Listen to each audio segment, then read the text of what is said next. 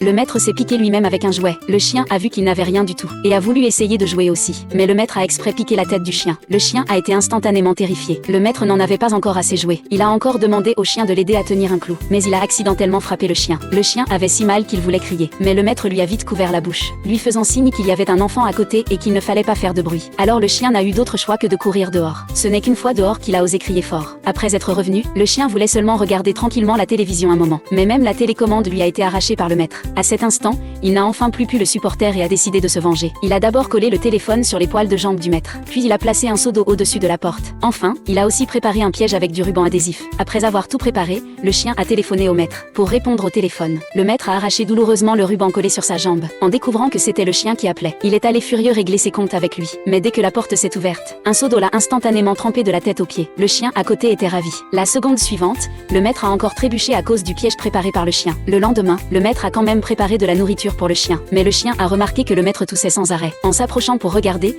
il a compris que le maître était malade et couché au lit. Le chien a vite couru dans la cuisine, voulant aider le maître à prendre des médicaments. Mais il a accidentellement cassé un bol. En entendant le bruit, le maître a accouru en urgence. Mais il a cru à tort que le chien volait un pilon de poulet. Il a grondé avec colère. Le chien était extrêmement triste et est sorti en courant avec toute son injustice. Le maître a levé les yeux et a alors vu les médicaments sur la table. Ce n'est qu'à ce moment-là qu'il a compris qu'il avait encore mal compris le chien. Il s'est précipité dehors comme un fou pour le chercher, mais il ne le trouvait nulle part. Et il s'est effondré en pleurant. Le lendemain, l'autre chien de la maison a dit au maître que ce chien était revenu, alors le maître est immédiatement sorti voir. Mais il a découvert le chien allongé au sol sans bouger. Ce n'est qu'à cet instant que le maître a compris. Si autrefois le chien le taquinait toujours, c'était seulement pour qu'il ne soit pas trop triste. Le maître regrettait de ne l'avoir jamais vraiment bien aimé. S'il te plaît, traite toujours bien ton animal de compagnie. Si toi aussi tu es touché, laisse un like et un commentaire.